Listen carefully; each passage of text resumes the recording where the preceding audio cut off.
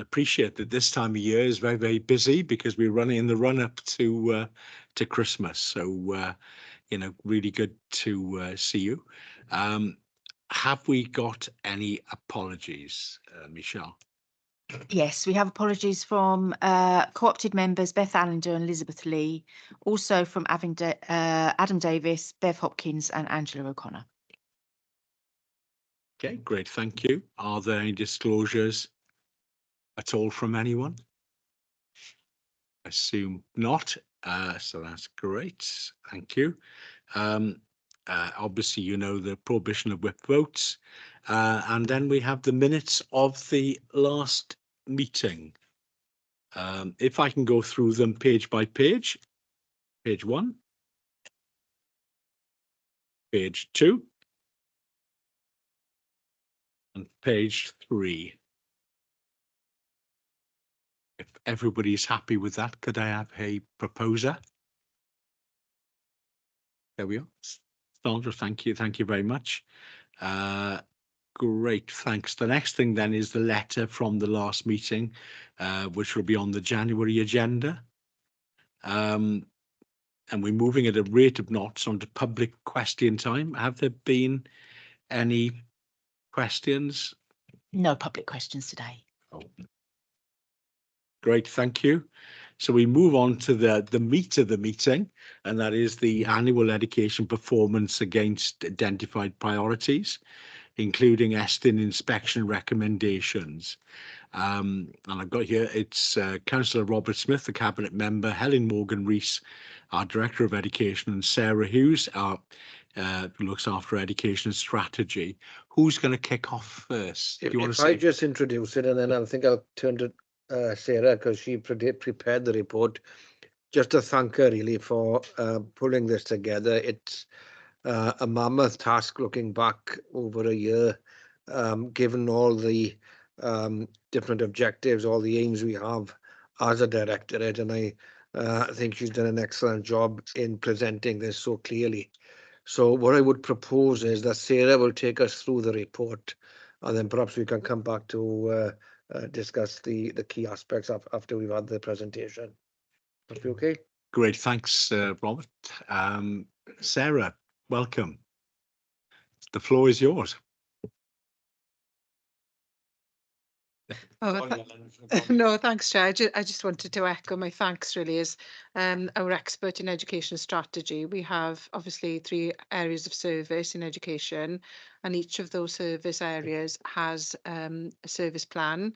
But further to that, Sarah, who is going to present the report tonight, has been instrumental in producing a key document that is referenced in our appendix for you this afternoon. And that appendix really makes proper reference to Abertawe 2028, which is a bridging document that marries the corporate plan in Swansea Council with our schools, so that there is synergy and alignment between the objectives of the council and what's required and needed for schools to improve. So I think there's a real opportunity for us to work in partnership with our schools, and Sarah is also responsible for our partnership document, which isn't referenced tonight, but all of this is brought together by Sarah keeping a very watchful eye on what we do in terms of our priorities and objectives. I'm really grateful for Sarah's attendance tonight. Thank you. Great, thank you, Helen. Sarah, well done. What a build-up. Over to you. Thanks, everyone. Yeah, so I just wanted to start just in the forward. There's a slight correction. So in the forward, it says Commission Partner Area Education Improvement Services commenced fully in September 2023. That should say September 2022. So I just wanted to note that before we move into the report itself. So we start with the report with our progress against ESTIN inspection recommendations. As a directorate, we consider that we've made good progress against both of those recommendations, and I'll just take you through the highlights of that really. So the first recommendation was to review post-16 provision to ensure that it meets the needs of all learners.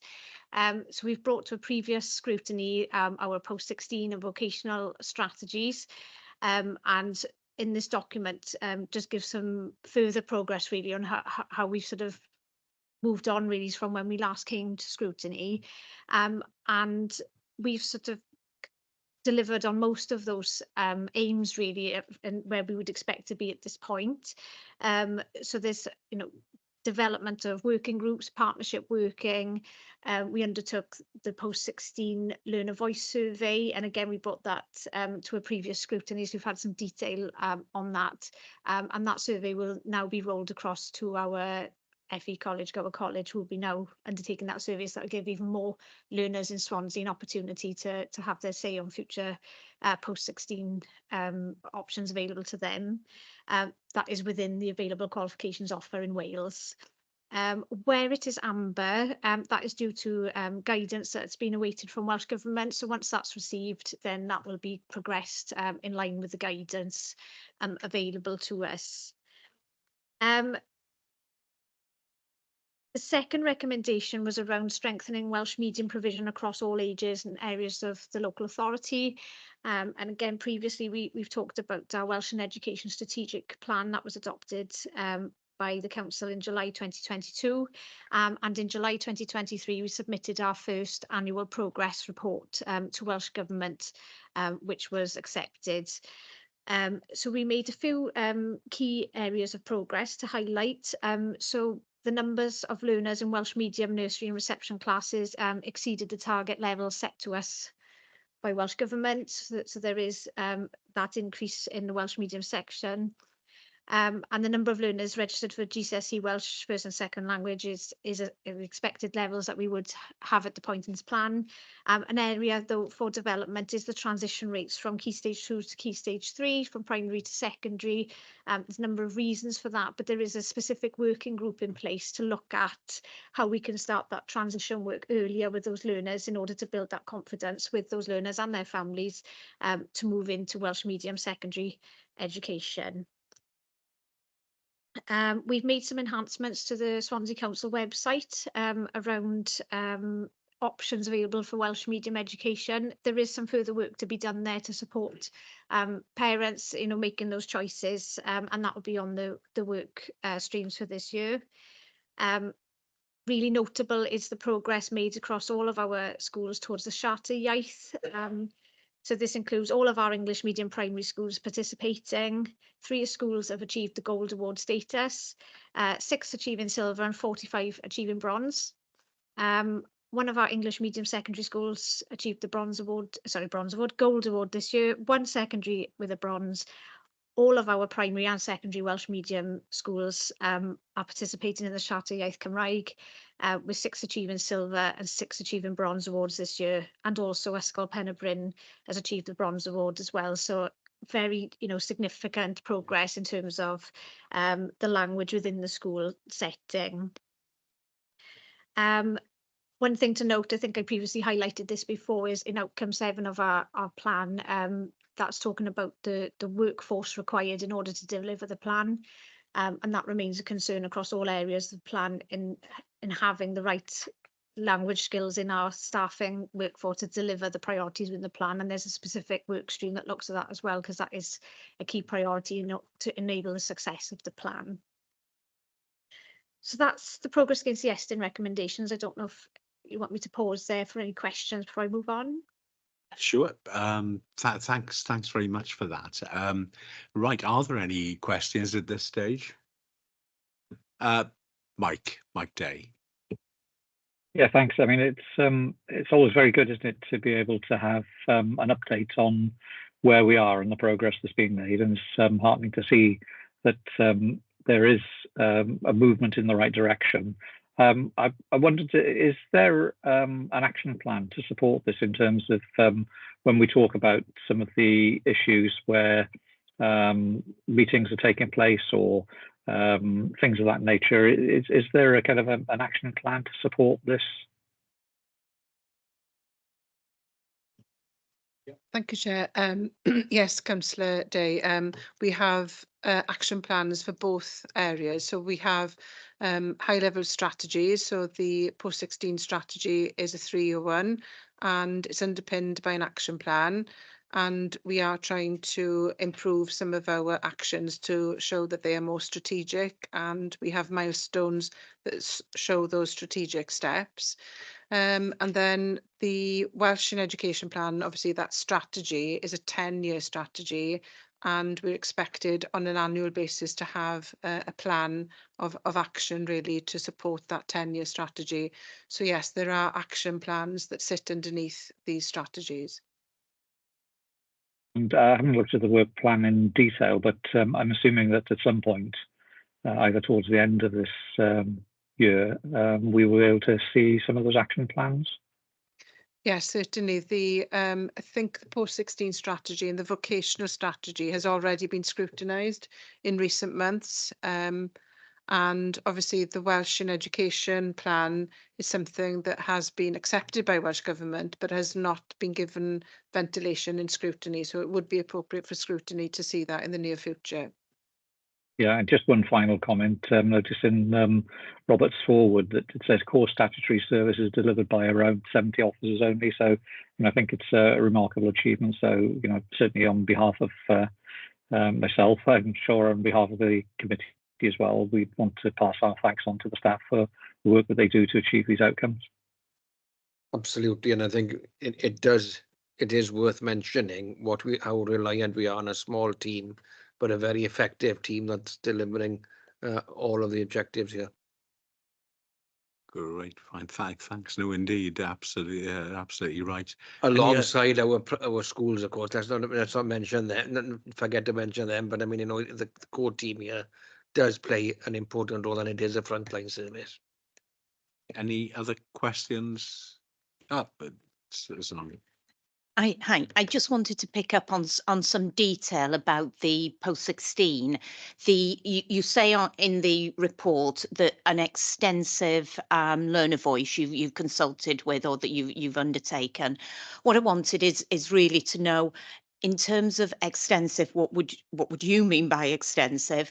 But also, are we at the stage where this is just sixth form, or are we looking at, for example, those out in college, in Tikok, in Gower, in Gorsainon, and maybe even, I don't know whether it extends as far as maybe apprenticeships, who are also post-16 learners, but I don't know whether they come under this remit. So I'm just wondering how extensive that is.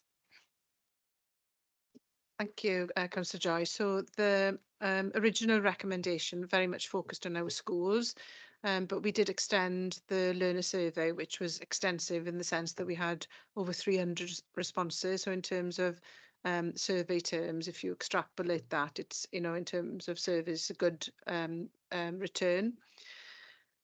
So with the Gower College learners, I think the window of opportunity was there between March and June, but it was probably not the right time for learners in the college for whatever reason. I think they had other activities that were prioritised, but that offer remains there in terms of the opportunity to extend that scope and understand fully, really, the fuller picture as you described it there.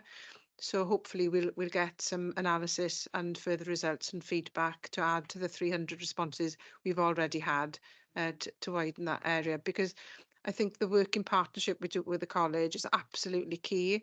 So I think the opportunity really to learn from our survey, but also to learn from the learners in other places is an opportunity not to be missed. Yeah, I agree. I think it is critical because, as you say, the sixth forms tend to have not a narrow offer. I don't mean that, but it is different to some of the other things that are offered by, whether it be employers or the more extensive vocational work that is going on out in different environments, and to capture that whole voice of post-16, I think can be quite challenging.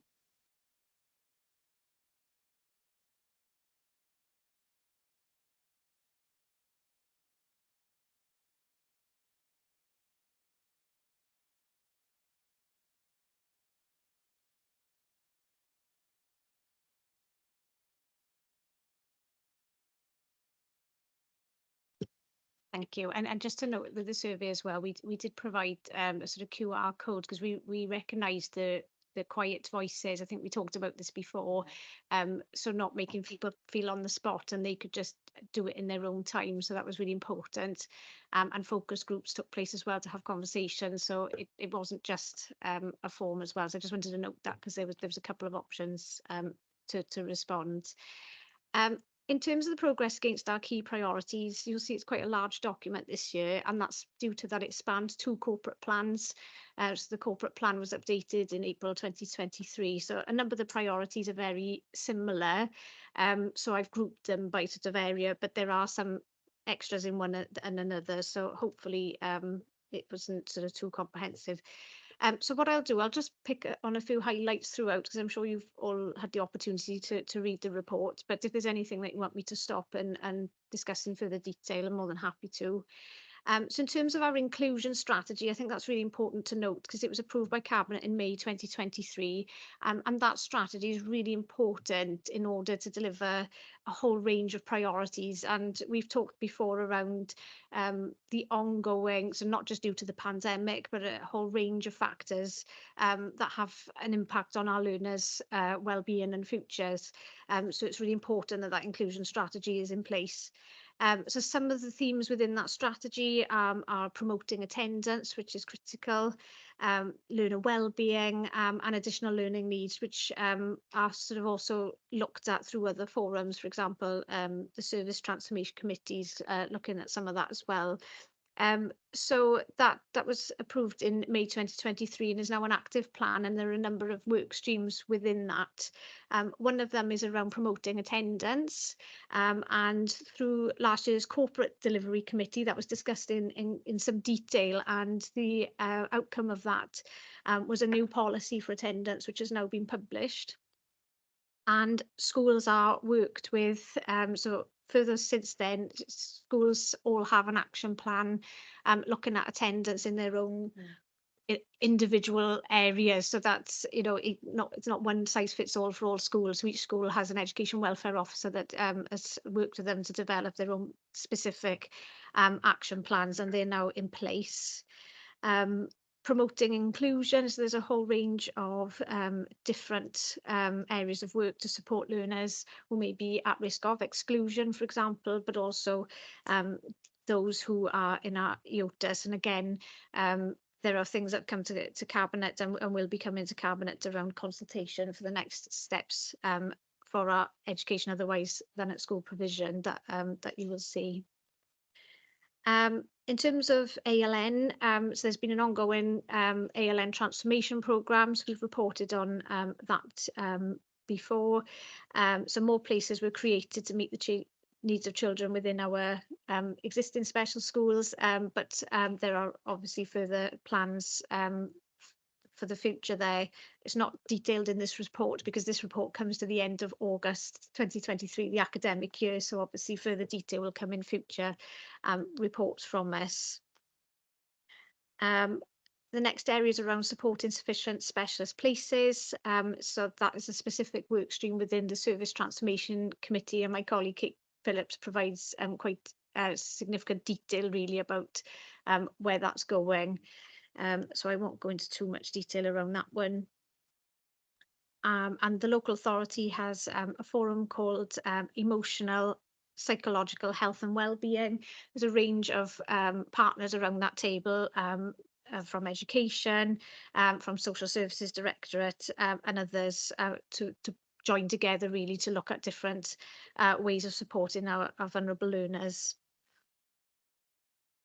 In terms of support for looked after children in education, so there was a recent detailed scrutiny report, so I just wanted to note that, so I won't go into that in detail because we've recently discussed that.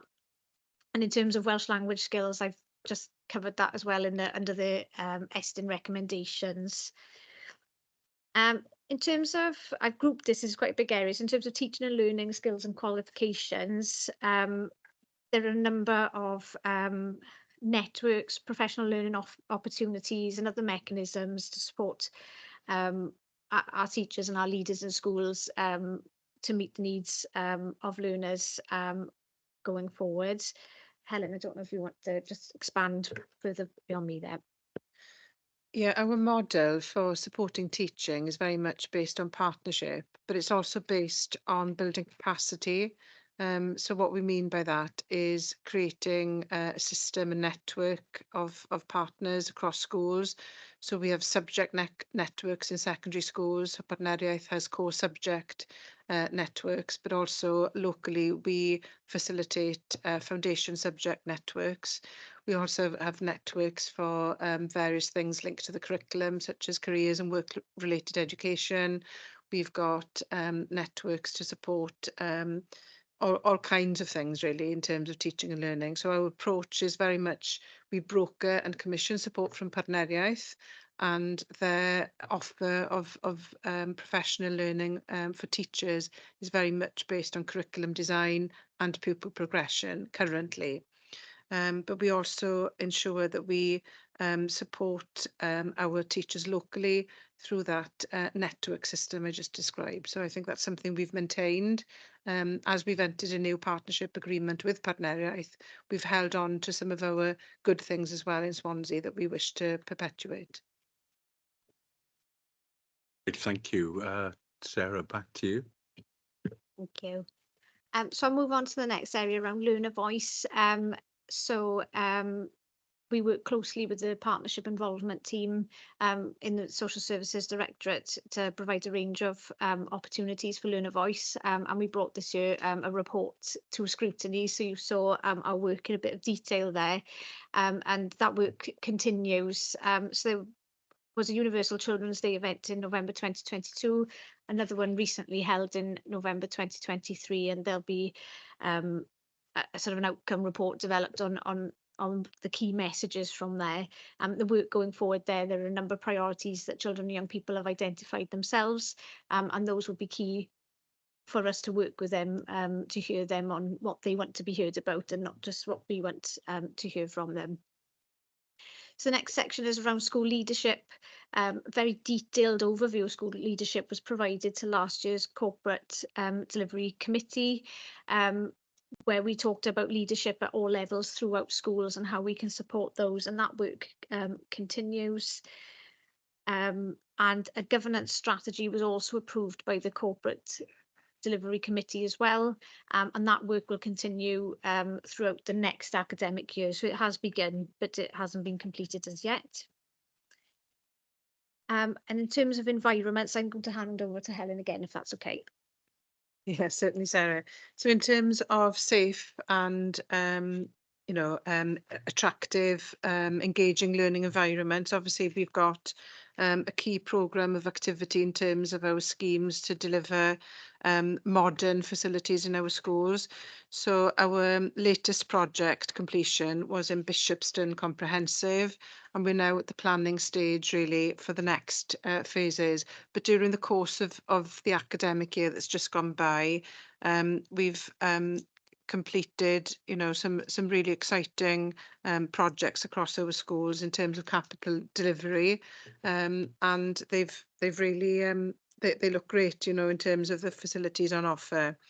But I think in terms of the biggest next step we've got that we achieved in terms of milestones during the last academic year was seeking permission from Cabinet to secure a consultation for a new state-of-the-art special school in Swansea, which will be a 350 pupil special school. So the statutory consultation on that has finished recently, but we gained that permission from Cabinet in the summer months, didn't we? So the next step for that will be to take a further report back to Cabinet in terms of the consultation feedback from a public consultation and a significant and thorough consultation with staff, governors, pupils themselves as well in our current special schools. So we anticipate that there will be a January report, I think, to Cabinet in terms of the next step with that proposal. Great, fine, thanks. Could I say on that, when you say obviously a 350 place special school, you're obviously going to get people travelling a long way to get to that school. Is that now cost effective? You know, when you take environmental impact and the cost of fuel and everything else, you know, to get everybody to travel rather than have smaller units somewhere. Well, we've got 2 special schools already, and the numbers there are probably 100 less than what our ambition is. So obviously the mode of transport is different for all pupils. Some come in a taxi, some are driven there by their own parents, some come in a minibus, which is part of our pilot scheme, which is contained in this report in Pen y Bryn School. So they're utilising more and more their own minibuses to ensure learner well-being. So we've got different modes of transport, so it's difficult to assess the impact of 100 more pupils being transported because the mode will be different for those extra learners. And I think it's important to emphasize as well that we're not replacing the STF provision, or that's being reviewed. That will continue. Yes, we will try and meet the needs of as many learners in mainstream as possible. But I think what we have to recognise as well is that the projected demand for places at special schools is increasing. One of the aims is to reduce out-of-county placements, and of course that will reduce travel out of counties. So I think that's one of the benefits there. But yes, it's I think it's an exciting development. It's bringing together all the special school facilities in one place, and I think what we'll be able to offer there is going to be a lot better than what we were able to offer in the existing 2 special schools. They've achieved a lot, but I think it needs now the investment that we're proposing to make here. Okay, great. Back to you, Sarah. Lovely, thank you. So the next section is a data summary, but I just want to place a real note of caution when looking at this data summary. First of all, in 2020, there were no examinations due to the pandemic. In 2021, there was different set of arrangements for sitting examinations, and then in 2022 there was some sort of amendments to how it was assessed by Qualifications Wales as a transition period. So this is the first year I think that we're looking at exams in a sort of traditional way, but we are not to these are local analysis. They are provisional due to the time of year. But they're not to be used to hold schools to account as well. So I think it's just really important to note that this is just really to give you an understanding of the sort of results really that we have here in Swansea. So we've got 3 years, but they're not to be compared with each other because they're not the same. So I just wanted to point that out there. So we have got the results there for 2023 for Key Stage 4 for A level. And that's across Swansea in both sixth form and further education. And we've provided some attendance data, again, local calculations, because Welsh Government published them a number of months later annually. So that is just demonstrating, so between 21-22 and 22-2023, there is an improvement to attendance, but obviously there is a long way to go as well.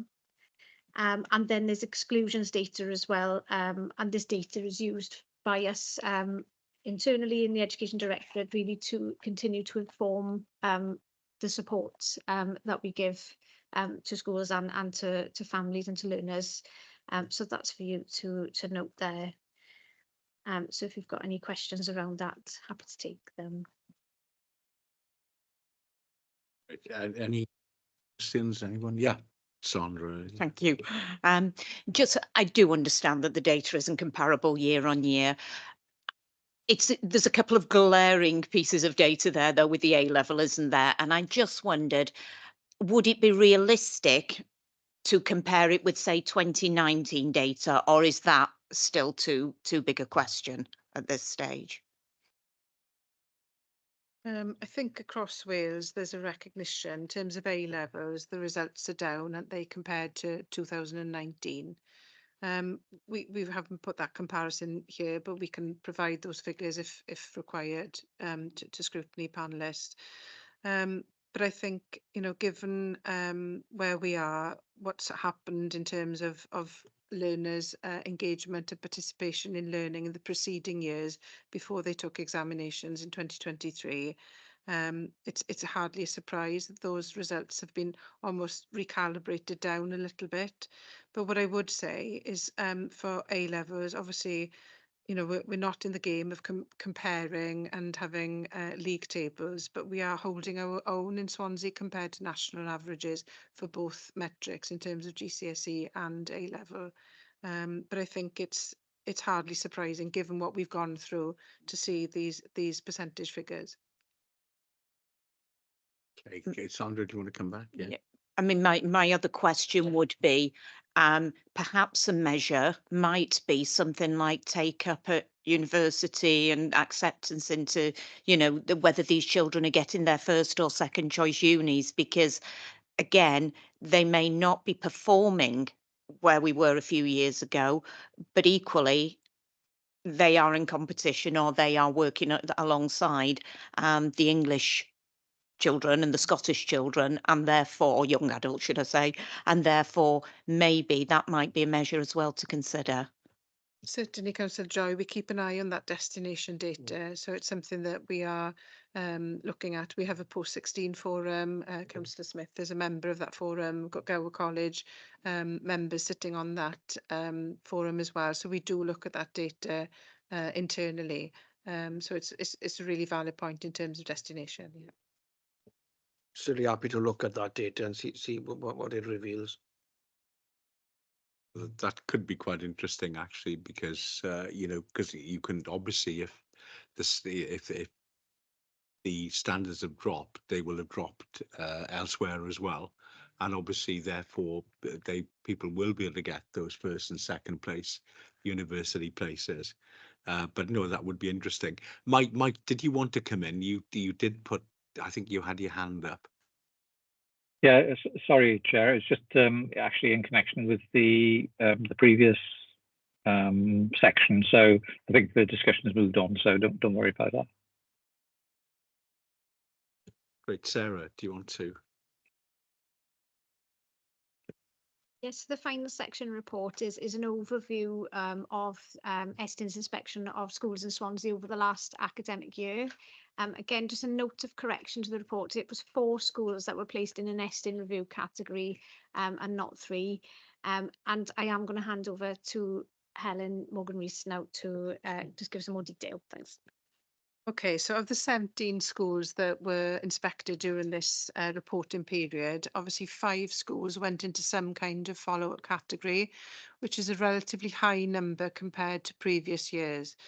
So of the 17, there was only 1 school that we, as kind of officers, didn't recognise in terms of the expected outcome. The others, we were expecting follow-up in the other 4 schools.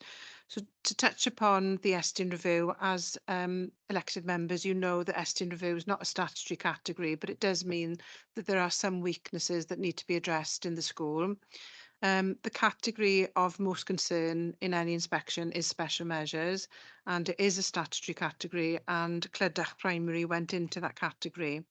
I'm pleased to report that although the school remains in the category of special measures a year hence, there is progress in that school. There is sound progress in the school, and a lot has changed. So we have new leadership, we have new governance, and it's a transformed school. So you only have to look as a member of the public really on their website to see how much has changed in that school in the last year. So the new head teacher will commence duties in February 2024, and we expect Estin to continue to periodically monitor that school, and we expect the Clydach in a year's time, 2 years after the original inspection, will come out of this category. So further to the 5 schools placed in some kind of follow-up, we also have 6 case studies which are not immediately apparent when very often as humans we tend to look at the bad things, don't we? But there were 6 excellent case studies indicating that of those 6 schools that there was some really exceptional practice going on in those schools.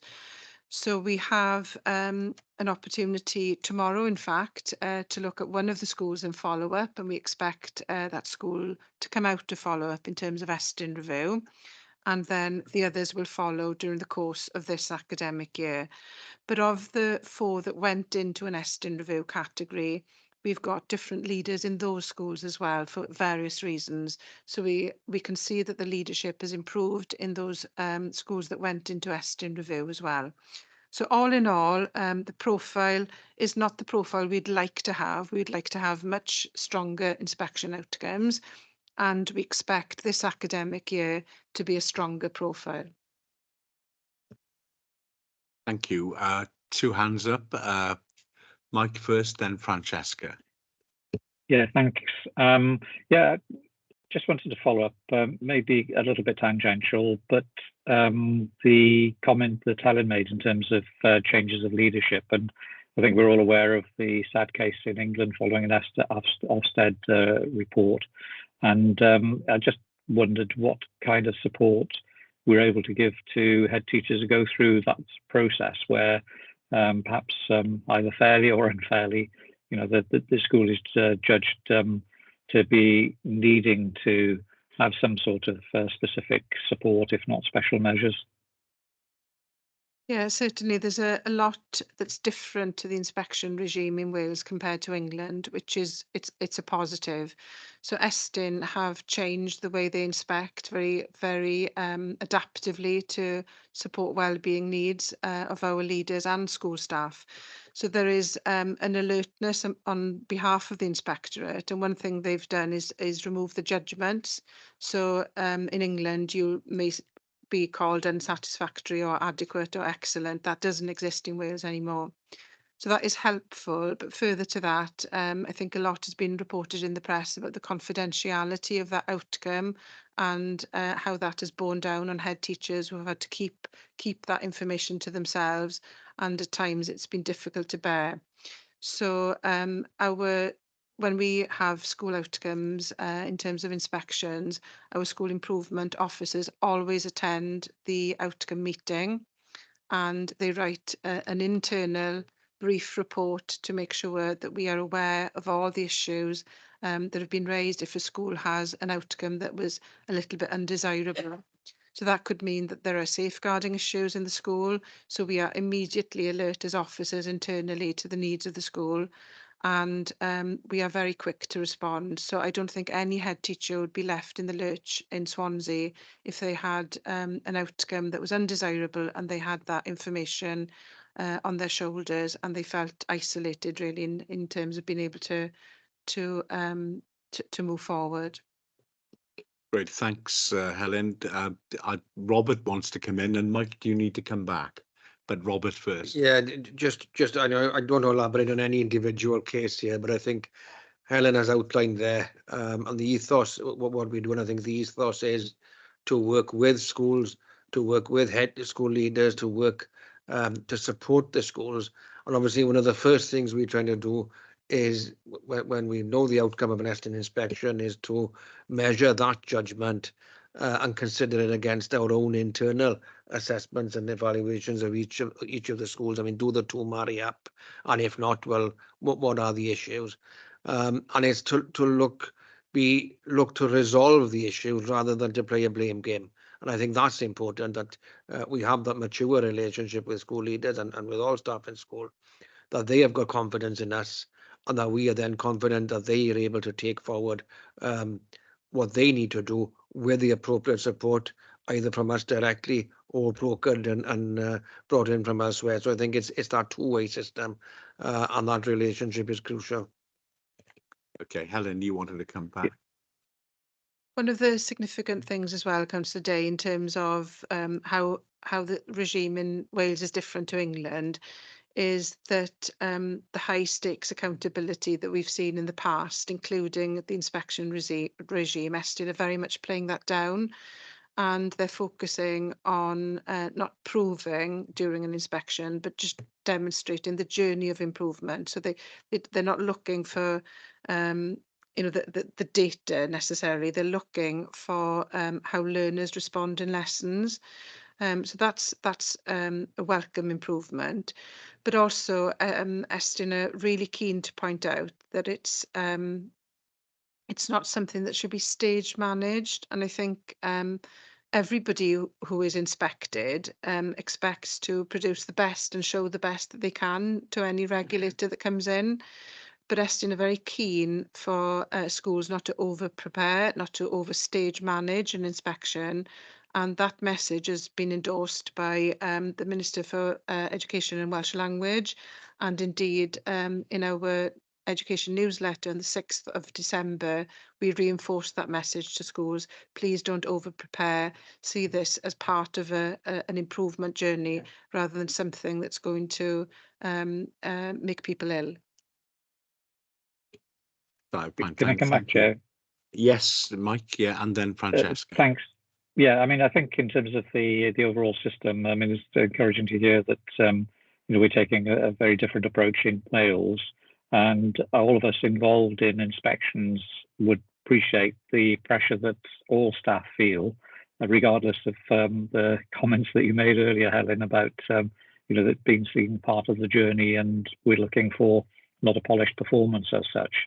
And the other point I just wanted to pick up on was something that Robert made earlier, which was in relation to providing the appropriate support. And I just linked that in with the comment that Helen made in terms of change of leadership in, I think, all of the cases that were either needing review or placed in special measures. And it's just that kind of level of support if we feel that, and you feel that the appropriate support is there for those staff who are no longer in those leadership positions, as it were, that they are kind of supported during that process. And as I say, I think we all appreciate the pressures that teachers and other staff in schools feel at the best of times, but it's particularly heightened during the inspection process. Great, thank you, Mike. Francesca. Thank you, Chair. It was just interested to know about Clydach School being put into special measures. I was just wondering, I know Helen mentioned that they're sort of making a sound improvement. How do we monitor their improvement? Is that a sort of a self-assessment? Do people check? I was just interested to see their progress from where they were to the stages they get into. How are they monitored? Who's monitoring them? Thank you. Yeah, that's a good question. So we have school improvement advisors, SEAs they're called, and we have a relatively small team. That's a bit of a theme tonight, isn't it? But our team of school improvement officers are assigned to a range of schools. And in this case, we had a very experienced school improvement advisor, and she had been working intensely with the school pre-inspection anyway. So it was a school that was a no surprise that it had gone into category. So she has continued with that intense level of support, which requires monthly monitoring at the very least. So there is work going on from her perspective, but further to that, we've provided bespoke support for new and acting leaders around finance matters. We've also supported new governance arrangements through our governor support unit. So anything the school required, we provided it. So it's a balance really of monitoring and evaluating that progress, but also bolstering leadership, bolstering the needs of the school at the same time. And it's there are two actual post-inspection action plans in any school that goes into a statutory category. You've got the school's post-inspection action plan, but you've got the local authorities post-inspection plan. So we hold ourselves to account really in terms of our level of monitoring, and we also hold the school to account in terms of their improvement journey. Happily, Estyn have recognised the burden of having two plans, and they are now going to splice those plans together in January. So there'll be one cohesive, coherent plan for improvement. But there is a great level of detail around the monitoring that goes on. And as director, obviously I'm interested in any school that goes into statutory category. Unfortunately, in this instance, I had to issue a warning notice to the school, which is part of my statutory duty, and it's normal practice in a school that goes into statutory measures. But the whole point of a warning letter is to alert the schools that they are very much required to deliver and implement change and improvement by certain key milestones. So it's very much to keep them on track. And I'm really pleased really with the progress and the change in this school, and that's been supported well, but also challenged in a very healthy way to make sure they meet those milestones. Great, thank you, Helen. Do you need to come back, Francesca? No, thanks for that. That's great to know, because I didn't know what the measures were and how they're monitored. So that's really positive to know. I do have one other question. Sorry, James. But I do have one second question, if I may. And I couldn't see it in the report. And tell me if you need to come back to me. But armed forces children in school. I was just wondering, is there any sort of specific support for them, whether it's attendance, stuff like that? What is there sort of like a package that helps children? I know, like my son will have a letter home from school, as do every child, I believe, if they were a parent of an armed forces. So just wondering, as a council, if we have anything in place to help armed forces children. Yes, we do. We've got strong links in terms of that area, and there is financial support as well. But we very much rely on our schools to identify that they do have armed forces children. So we maintain those links very, very keenly and sharply. So we are very much supportive, really, of those children, so long as we know that they're there. Great. Thank you. Fine, thank you, Helen. And James, you've been very patient. It was kind of following up both councillors Day and O'Brien, really, with respect to Clydach specifically. There was obviously a very straining time for the staff there, and people will be aware industrial relations became particularly strained back in the spring. It's the feeling that the support that's been offered specifically to the frontline staff there now is enough that they won't reach that crisis point again. Obviously, it feeds into both of the previous questions, because obviously tensions were very high at one point. Exactly that. So what you just described there has played out in terms of stability and certainty for the staff in terms of leadership. Obviously, there'll be another period of change now where a new head teacher will come into play.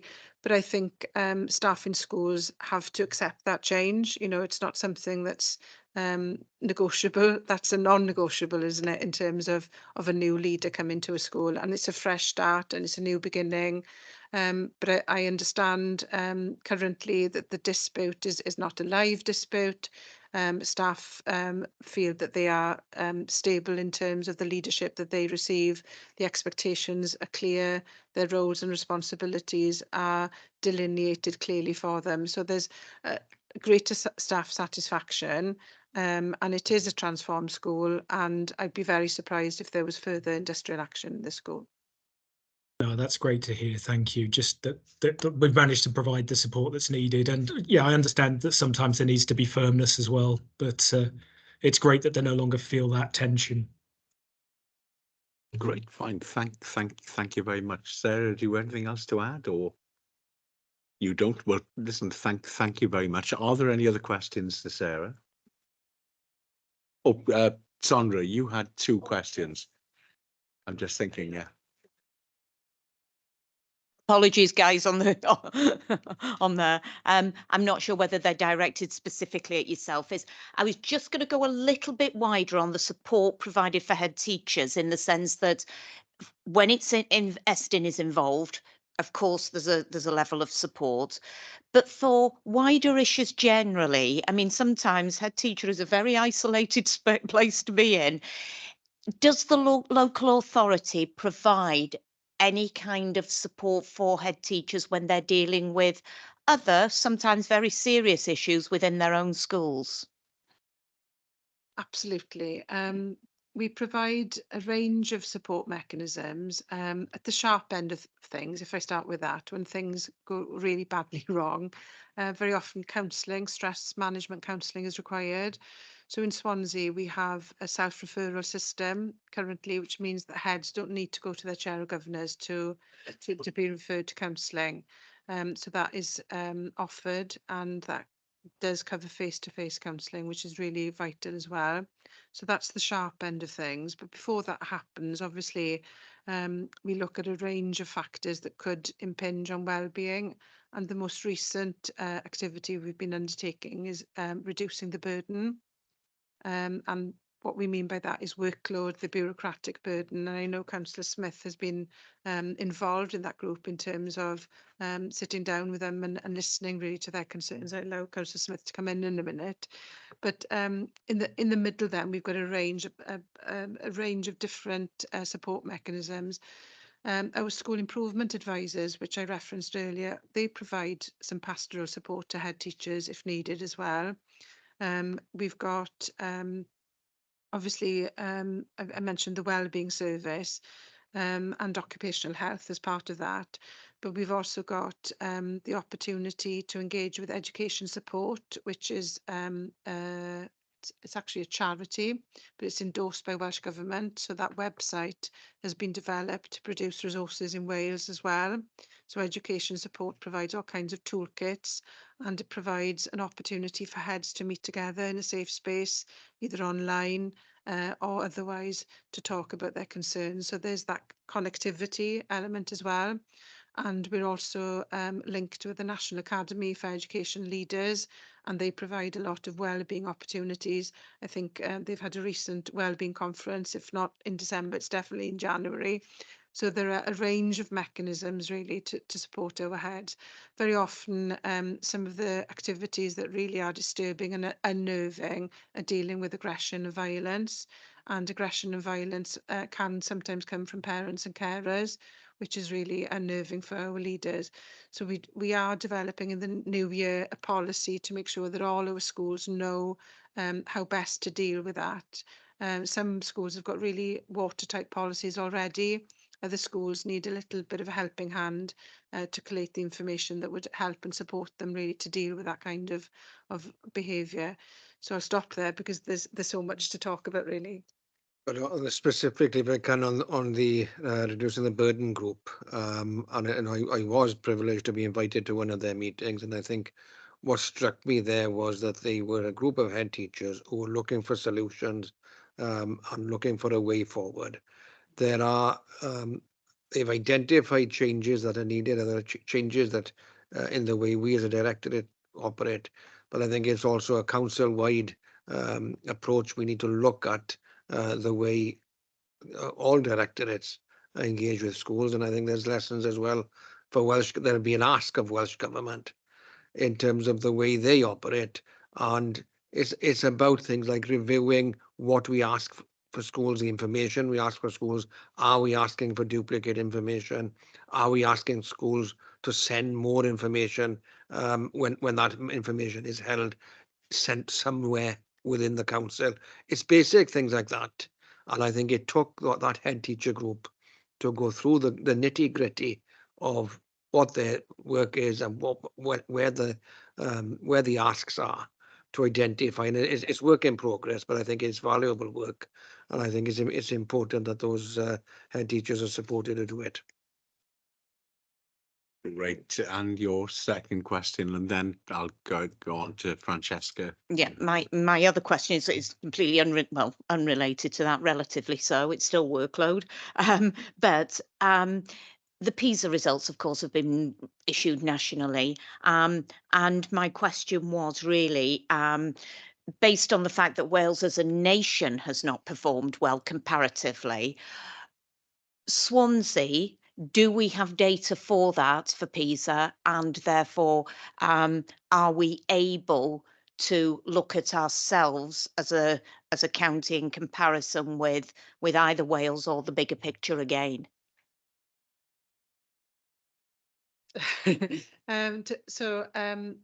You know, the schools who took part in PISA in Swansea, obviously they know they took part because they had to facilitate the event and the online answering of questions. But as a local authority, we are not pre-informed of the sample in Wales, because the sample I think is about almost 3,000 learners. It's a random sample, and not all schools take part. So it's quite a small sample for a nation with so many secondary schools. So the 15-year-olds that do take part in PISA are not known to us. And I'm not entirely sure what level of detail the schools themselves get back in terms of performance either. But if we, as a local authority, wanted to find out, yes, we could ask our schools, but we're not told routinely who's going to take part in any given year. So it's difficult for us to analyse. And of course, of that random sample, we don't know and may never know the actual level of need in terms of ALN of a child. So if they've been chosen randomly, they could have a specific need as well. So it is absolutely a random sample. One of the things that I would add to that then is, I mean, Wales is moving away from this top-down judgment kind of style of work. This seems to be, PISA seems to be very much top-down judgment. And my question genuinely would be is, why are we doing it? As in, do we have to participate? Because the point of data is to facilitate improvement. And if we can't get access to that level of detail, genuinely, what use is it to us as a team or as a group of schools to assist us? Yeah, I think it's fair to say, it's a very complex process that the PISA use, and I think it's the analysis, I think, is robust. What I think we need to look at is take a step back at an all Wales level and look at be quite frank about what are the lessons here. We don't want a knee-jerk reaction to these results, but I think it needs to be put in the context of other work that the OECD has done on the Welsh on education policy in Wales and the where the system is.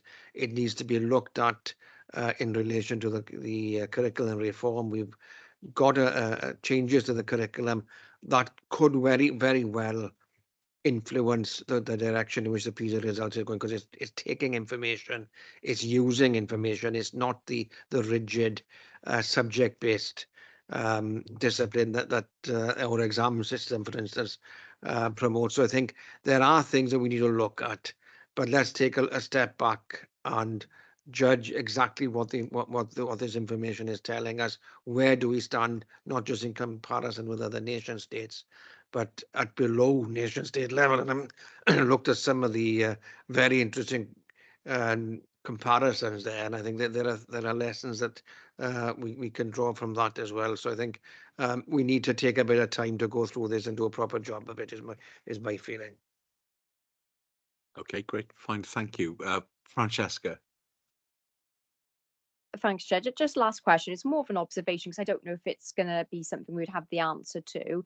But looking at one of the graphs, I think it was I had to do a screenshot on my phone because I couldn't bring it up while I was on the Teams meeting here. But it's the permanent exclusion rates. And it was just interesting that looking at the one, so the first graph, and correct me if I'm wrong, but Swansea peaked sort of at 2018, 2019.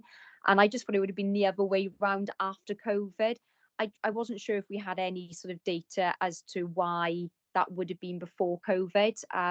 I know it's gone up slightly since COVID, but it just surprised me that we had a bit of a peak before the COVID outbreak. I was just wondering if we had any sort of further information on that. Thank you. Yeah. Thanks. We've got a really thorough analysis of exclusions, and I'd have to look back to the factors that we've been able to pick out for that particular period of time, because I can't recall, because it can be a range of issues that cause exclusions to peak. So it's interesting things like even new head teachers come in and their behaviour policy is very sharp, and they want to demonstrate that they are actually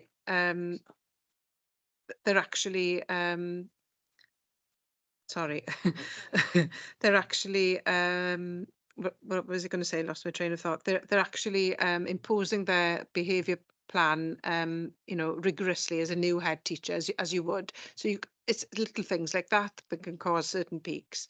But we do have thorough reporting really and monitoring of the exclusion rates and per school breakdown. So we could look back at that point in time and certainly provide you with that information really in terms of our analysis. I don't want to give you more. I don't want to give you more No, work. it's existing. It already exists. Yeah. Just out of interest, But no, thanks for that. That would be interesting if you don't mind. Thank you. Sorry, because that's something I did notice as well. was the peak in that particular year, and the difference between permanent exclusions and fixed term exclusions, and the difference in the trend. So I think there are it is important. The other thing is important to look at is the actual numbers here, and of course the number of fixed term exclusions is a lot higher than the total number of pupils affected by permanent exclusion. So I think that's worth bearing in mind as well. Okay, great. If there aren't any other questions, no, could I thank Sarah and putting together a very excellent report. So thank you, a very thorough report, and to Helen and Robert as well. So, but thank you very much indeed, and for taking questions. Great. As we move on, the next item on the agenda is Partneriaeth Scrutiny Councillor Group. You can see the letter that's attached to your papers, and that really gave an overview of the last meeting. And each meeting we look at a different priority, and we were priority 2, which is embedding principles and processes, etc. And we actually invited Andrew Owen, the head of Birchgrove Comprehensive School, who I have to say did an excellent presentation, and it was about poverty proofing and the work that they were doing. And I know that schools, people right across the region were impressed with the work that was actually going on in Birchgrove School. So I did ring Andrew to say thank you very much, the day after, because he was passionate about the subject and had done an awful lot of work and were actually putting things into practice. Partneriaeth is a different animal to its predecessor, Eru, as many of us will know, and all the sort of things that were really concerning about Eru have been looked at, and I have to say, being put right with Partneriaeth, and it's, as I say, a really positive group, whereas before there were great worries. Are there any questions on that, or? Yeah, can I? Yeah, Mike. Ask, yes. I think first of all a comment to say that it's extremely helpful to have Swansea well represented in this, with Helen being the lead director and yourself, for example, being the chair of the group. And I found it extremely useful just to have that copy of the letters as an overview of the discussions that have been taking place, and I hope that we can have them in the future. I wanted to just ask a question on the penultimate paragraph. Not necessarily for you, Lyndon, as chair of the councillor panel, but if Helen is still there, to ask what arrangements have been put in place to ensure that governors in schools have been briefed in relation to the services that Partneriaeth is able to offer on the new curriculum. So it's just really a question of what might be available for governors to access. I know that we've got a very extensive governor training program, but I wondered how much work has been done to include references to Partneriaeth. That's a really good question, and it's not an area we've explored in detail, but I think there's an opportunity really. We obviously, in our newsletter, we publish our Partneriaeth menu of support every week. So governors should have access to our education newsletter, I believe. So there should be easy accessibility to see that training, professional learning offer. But I think we have an opportunity in our chairs of governors termly meeting with education officers. There's an opportunity there to invite Partneriaeth key officers to show really the links to the curriculum. So that could be one avenue. But it's something I can take back to the governor support team and look to see if we can intertwine some of the Partneriaeth work into some of the training offer that we offer governors as well. Great, thank you, Helen. Is that okay, Mike? Do you want to come back? Nope, that's great. Thank you very much. As a final item on the agenda is the work programme. And any comments about the work programme? I'd just like to thank you, Lyndon, for adding into meeting 11 the issue that we raised at the last meeting about religion, values, and ethics education. So just personal thanks to you for that. Great, fine, thanks. I think the whole, when we raised it, I raised it with Helen and Robert, and people were concerned about it, and were really keen that that should be looked at the earliest opportunity. So yeah, great, thank you, Mike. And yeah, well, that brings us to the end of our meeting, and could I thank you all for attending. Thank Michelle for all her work this year, and I hope you have a really enjoyable Christmas and Happy New Year. Thank you, Good Chair. afternoon. And maybe on behalf of the panel, we could express our thanks via Helen to all her staff and the schools for the work and services they offer and the support that they give to our children. Yeah, no, it is, really impressive, the work that does go on, and especially as you meet schools as you go around, it is extremely good. So great, thank you all very much. Thank you. Bye. Well, some of us have a safe journey home, but I'm sure you're sitting in your living room there, so not